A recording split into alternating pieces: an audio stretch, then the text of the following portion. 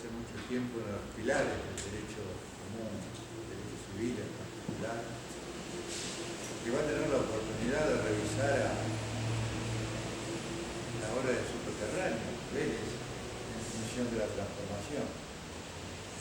Todos los que se formaron en el derecho cordobés saben plenamente qué afecto le han tenido Vélez y ahora va a tener el compromiso de revisar las transformaciones existentes en esta circunstancia especial. Y además tomó un tema que si se lo tuviera que elegir por lo difícil, lo cruce, lo complicado, probablemente sería esto. Difícil encontrar en todo el derecho problemática tan compleja como la del conflicto de las leyes en el tiempo, que es el título de una obra de Rubier, ya por los años 20. 29, la República. La primera edición. Sí, sí. Y que él ha sabido cultivar mejor que nadie en el país y con una amplia apertura que nos permite en este momento repensarlo, ubicarlo y ponerlo en el compromiso de protegerla nuevamente. Entonces, en la continuidad de este ciclo, con gran satisfacción, José Tejonet va a hablar del derecho transitorio, que es una forma de encarar inicialmente esta problemática en sí, que rápidamente e introductoriamente ya entre nosotros hablaba como el conflicto de las leyes. Doctor, bueno, muchas gracias por la presentación, pero antes de iniciar, le pondré una pregunta. ¿Cuánto tiempo pueden aguantar ustedes? 45 minutos. Esto me obliga a fijarme en el reloj y decir que allá por las 6:10 tendremos que estar dando fin, falte lo que falte, para no torturarlos más de lo. Yo pedí, entre otras cosas, que les facilitaran un par de cuadros que están incluidos en esa obra que mencionaba Aira Kemmermacher, que se tituló en su momento Irretroactividad de ley y el nuevo artículo tercero. Desde que comencé con este ciclo de conferencias, que me ha obligado a reestudiar un tema del que me ocupé hace 40 años, porque este libro tiene 40 años, escribió con motivo de la ley 17711. En la ley 17711, tomando como base una recomendación del Tercer Congreso Nacional de Derecho Civil que se había reunido en Córdoba en 1961, donde se había presentado por Guillermo Borda una ponencia referida al problema de la retroactividad o irretroactividad de ley, y se aprobó un despacho con una recomendación que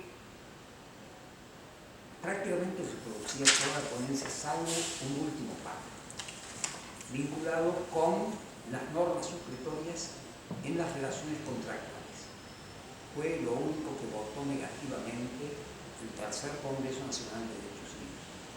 Y luego, cuando se sancionó la ley 17711, la participación que tuvo en la comisión Guillermo Borda llevó a que se adoptara para las reformas del código aquella recomendación, pero con el párrafo que el Congreso había excluido. Esta es la historia del problema. Para completar esa parte de la historia, así como ha hecho referencia quien me presentó a Rubier, tenemos nosotros que vincular a Borda con Rubier, porque Borda es quien nos trae a la Argentina, a la legislación argentina, las ideas de Rubier y los principios que él preconizaba. Borda no fue el primer argentino que conoció la obra de Rubier. No fue el primer argentino que la mencionó en algún trabajo suyo. Hay un libro muy olvidado de Juan II Areco.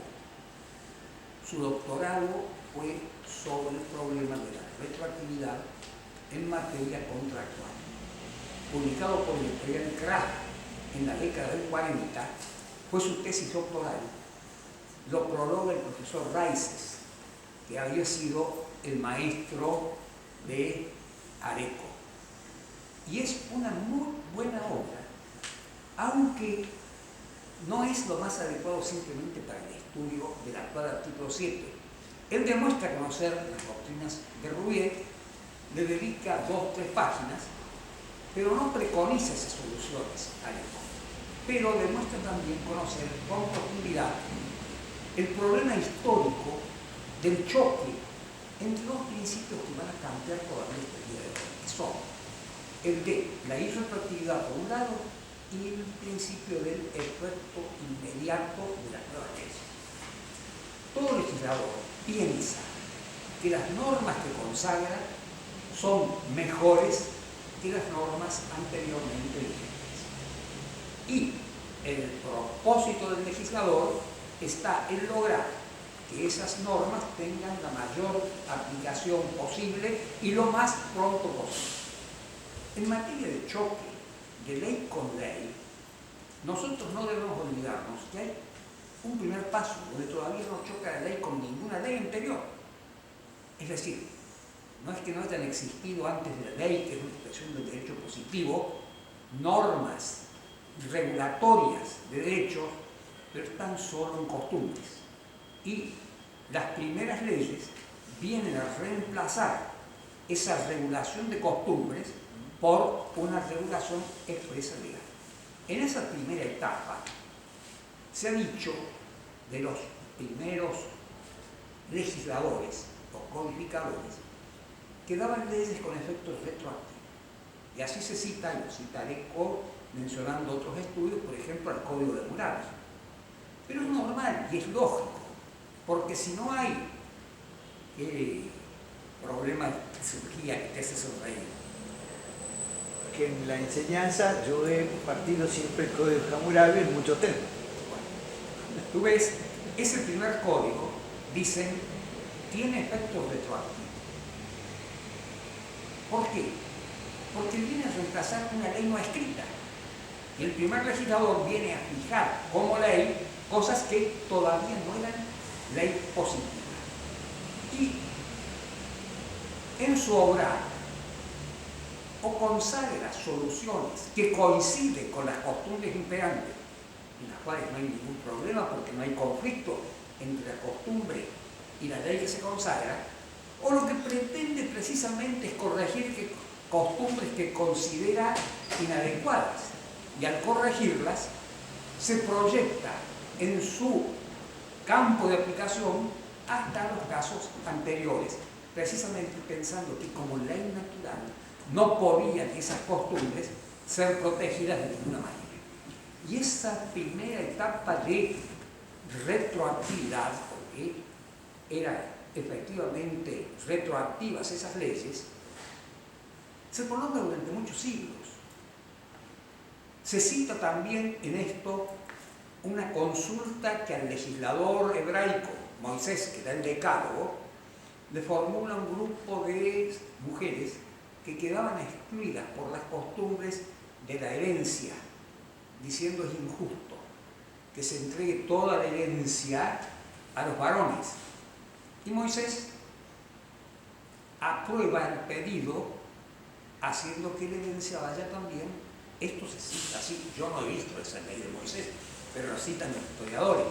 Aprueba que se haga y que tiene también efectos retroactivos porque es aplicable a casos anteriores al momento en el que se pronuncia Moisés. Esto es simplemente para darles esta idea. En la primera etapa, que es costumbre y ley, prevalece siempre la ley por encima de la costumbre. El legislador trata de encontrar lo más prontamente posible la solución a los problemas. ¿Qué sucede con el tiempo? Empieza a advertirse que la sanción de nuevas leyes que operaran retroactivamente en algunos campos del derecho, especialmente primero en el derecho penal, va a afectar situaciones donde, no habiendo existido ninguna prohibición para cierto actuar, se incluya pena o castigo a ese actuar por considerarlo ilícito. Entonces va a terminar consagrándose aquella frase latina: nullum crimen nulla pena sine lege previa. Es decir, que en el campo del derecho penal se consagra y sigue manteniéndose hasta el día de hoy como una cosa casi sagrada, de que la ley no puede operar retroactivamente, la ley sancionadora, y castigar cosas que antes no se habían previsto como ilícitas. Los problemas más graves no se presentan en ese momento, pero ya se comienza a hablar aún en el campo del derecho privado, y lo hago Cicerón, que no es legislador, pero que tiene sus tratados, tiene menciones sobre que la ley no debe ser retroactiva. Y tiempo después se empiezan a encontrar constituciones de los emperadores, el primero Teodosio, hablando de que la ley no puede operar retroactivamente sobre situaciones que ya han sido cumplidas o consumadas. Sin embargo, en el curso de la historia nos vamos a encontrar periodos en los cuales, por distintas razones, la situación social sufre quiebre. Y en esos momentos de quiebre se pretende reemplazar, aún con efectos retroactivos, toda la legislación o gran parte de la legislación vigente en aquello que se considera que ocasiona grave daño social. Lo vemos a eso en la Revolución Francesa, donde se altera sustancialmente una serie de derechos que estaban consolidados con leyes que se las proclama como leyes retroactivas. Sin embargo, aún las asambleas revolucionarias, un par de años después de la revolución, 2 años en los que la aplicación de manera retroactiva de las leyes causa graves daños en el Estado, incluso en lugar de corregir males del todo, ocasiona nuevos males, empiezan a derogar las leyes retroactivas. Y esta corriente se va a proyectar en el Código Civil francés, donde en el artículo 2 del Código, de manera terminante, se establece la irretroactividad en las leyes civiles. De ahí en adelante, durante mucho tiempo, la doctrina se preocupa principalmente de la irretroactividad. La ley no puede ser retroactiva. Y se buscan teóricamente fundamentos para justificar esa retroactividad. Y los fundamentos más difundidos son aquellos de que cuando los derechos ya han sido adquiridos, no puede una ley operar contra esa situación consolidada. Doctrinas que se van a reflejar en muchos códigos y que incluso en algunos países van a adquirir jerarquía constitucional. La Constitución comienza a consagrar el principio de la irretroactividad de las leyes. No en todos los países, pero hay países en que se suma a ello.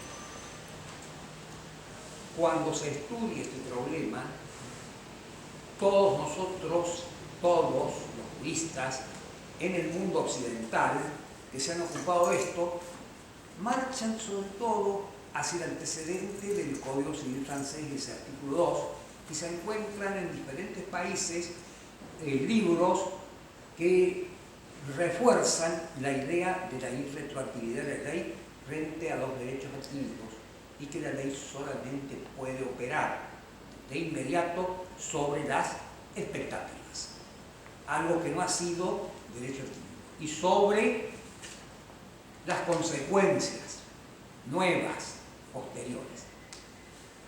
Resulta, sin embargo, que las formulaciones esas difieren en distintos matices y no conforman totalmente a quienes los estudian, llegando a decir algún jurista, hasta el día de hoy no he podido comprender qué es un derecho adquirido.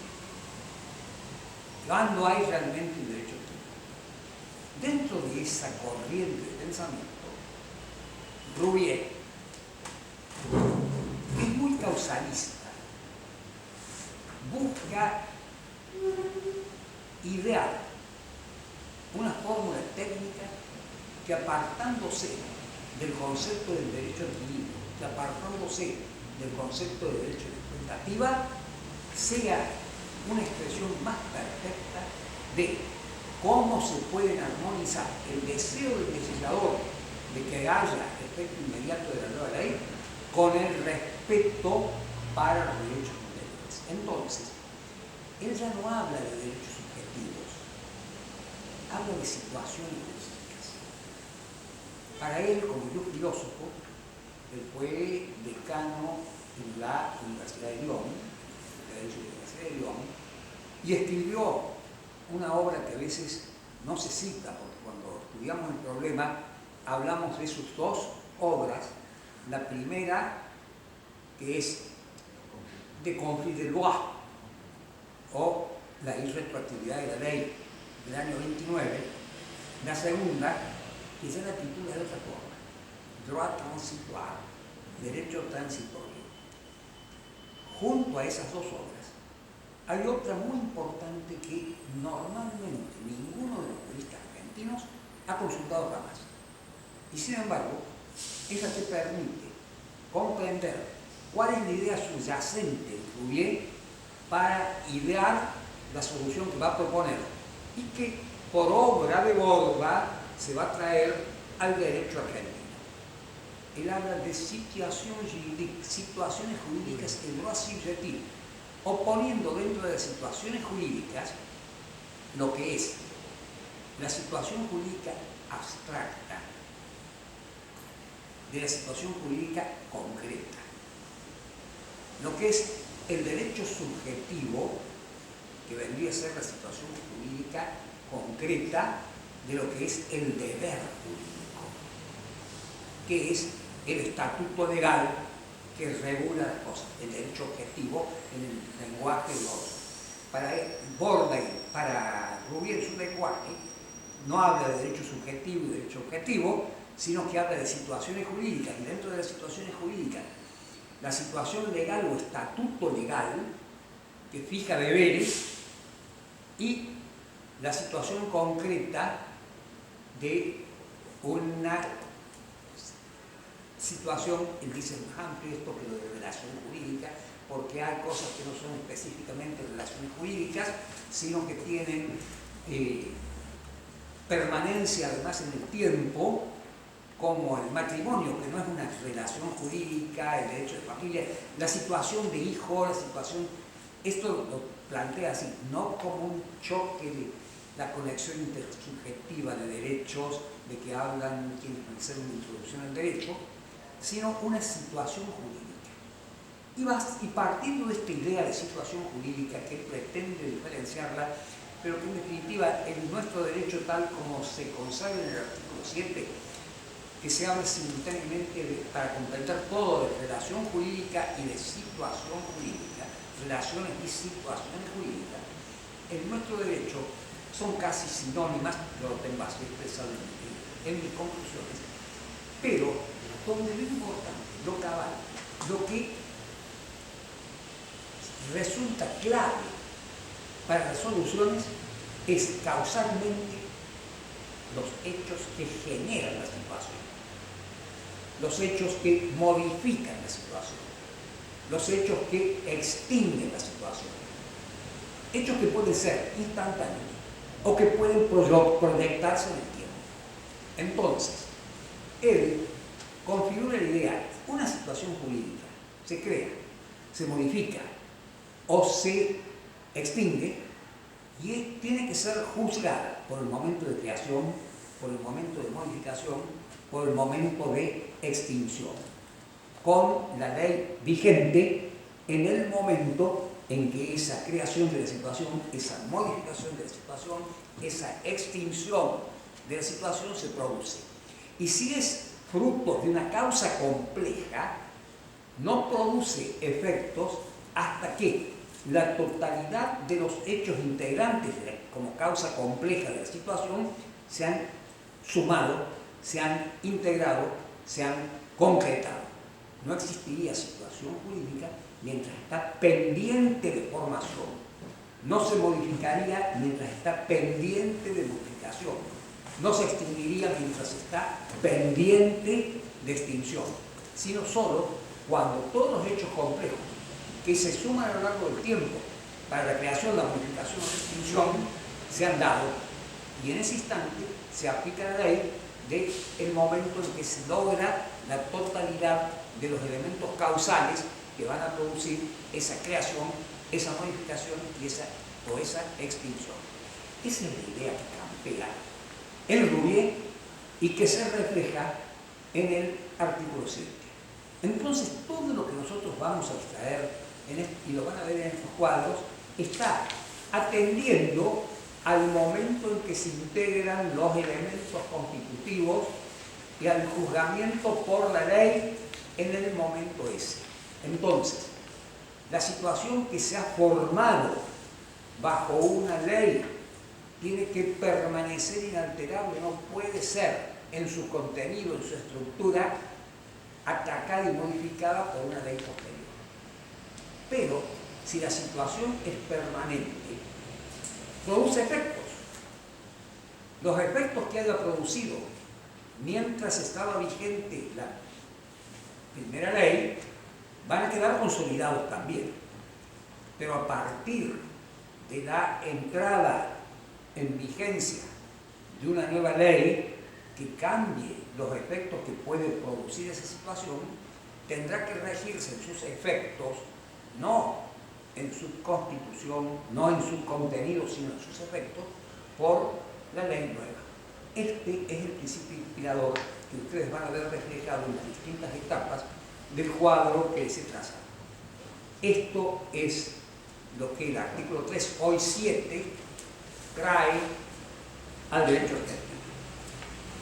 El derecho argentino, en sus artículos 3, 4, 5, Código de Vélez, 40, 44 y 40, 45, que fueron derogados por la ley 1711, había sido construido sobre la base de la distinción entre derechos adquiridos y derechos del espectáculo.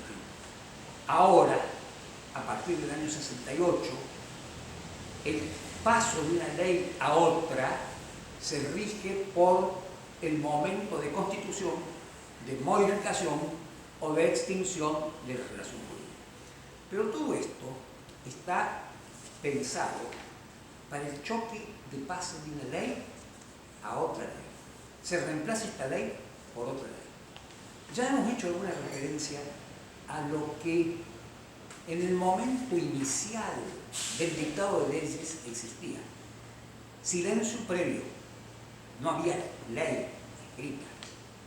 Y la nueva norma, la que sancionaba el legislador primigenio, era la primera, era el choque de silencio con ley. Y frente a eso, el primer legislador lo estudiaba como algo que iba a producir efectos inmediatos sin preocuparse de que fuera o no retroactivo. ¿Qué pasa, en cambio, cuando hay el paso de una ley vigente a un silencio? Este es un problema que a mí me ha desasosegado. Y me ha desasosegado porque en el cambio del Código de Vélez por este nuevo código se han provocado más de 1 millar de silencios. Sí. Ahí está una planilla que indica todos los artículos que no tienen ningún correlato. No hay correlato. He leído un muy buen trabajo de Julio César Rivera, publicado en el Dial hace menos de una semana, donde su preocupación se extiende no a artículos aislados, sino a toda una ley, porque dice se derogó la ley 14.394 y eso deja fuera el bien de familia. No es tan exacta la afirmación de Julio César Rivera en este punto, porque está reemplazado eso un poco por la protección de la vivienda familiar. Pero vean ustedes si hay para preocuparse por el silencio de la ley. Yo les decía recién, cuando estaba del reunido programando planes de trabajo futuro, les decía que yo tuve que viajar el 12 de abril, domingo, a España. Llegué el lunes 13 a Madrid, al hotel, a las 5 de la tarde. Y a las 7, entre 7 y 7 y media, había reunión del Pleno de la Real Academia de Jurisprudencia en Madrid. Y estaba invitado a concurrir. O sea que llegué al hotel después de las 13, 14 horas de viaje, o más, porque no son el cruce, sino primero de Córdoba a Ezeiza, el hotel de Ezeiza, y las horas de viaje y de Barajas al hotel, para 1 hora y media después asistir al pleno que no quise faltar. Me encontré con una sorpresa. El tema de la posición. Exponía una catedrática catalana, civilista, con quien yo he mantenido correspondencia, Encarnación Roca Trías, que en este momento está radicada en Madrid porque es miembro del Tribunal Constitucional de España. Y el tema es, ella es miembro del número también de la Academia Catalana y de la Real Academia en Madrid. Y le habían asignado la exposición de ese día y había titulado su exposición El silencio enigmático. Le digo que a mí me fascinó escucharla hablar sobre el silencio enigmático porque iba con la preocupación interna de los silencios que tenemos en nuestro código. Nuevo código. Y tuvo la gentileza de obsequiarme el borrador escrito que tenía cuando también lo tengo acá en la carpeta. No voy a reproducir todo lo que dijo Encarnación Roca Trías sobre los silencios y cómo el silencio a veces deja lugar a la creación, pero otras veces cierra puertas. Era comparada con la música. El silencio en la música y el efecto del silencio en la música. Hablaba de una obra de Sostakovich. Bueno, pero eso, les digo, no es. El problema es que para mí seguía carcomiéndome qué pasa con los silencios del código. Entonces, buceando, buscando las cosas, digo, ¿qué pasaba en el código con los silencios? ¿Qué posición adoptó Dalmacio Vélez cuando debió reemplazar una legislación inexistente? Porque en realidad había mediado la independencia y no teníamos leyes más que unas pocas leyes patrias y se seguía aplicando simplemente por inercia la vieja legislación española, confusa, difusa, profusa, y esa es una de las grandes razones para que los países que habían sido colonias se dictasen sus códigos. Y estaba teniendo que dar un código a nuevo. Entonces, dentro del título preliminar primero, Vélez consagra una norma que es el artículo 22, donde resta valor a los silencios anteriores. Se está refiriendo al silencio anterior. ¿Y qué dice ese artículo 22? Lo que no está dicho explícita o implícitamente en ningún artículo de este código no puede tener fuerza de ley en derecho civil, aunque anteriormente una disposición semejante hubiese estado en vigor, sea por una ley especial, sea por una ley general, sea por una ley especial. Y cita el Código de Baden para justificar esta posición de un legislador que borra todo lo anterior porque no existía nada, porque en realidad había silencio. Y ese silencio no podía convertirse en ley. Esta es la posición de Vélez, que se une a otra cosa. Para regresar, la costumbre o las prácticas no tenían fuerza, sino cuando la ley expresamente se refería a ella. Y el artículo 17 de Vélez, después reformado por la ley 17711, decía: las leyes no pueden ser derogadas en todo o en parte, sino por otras leyes. El uso, la costumbre o práctica no pueden crear derechos, sino cuando las leyes se refieren a ellos. Esto ha quedado reducido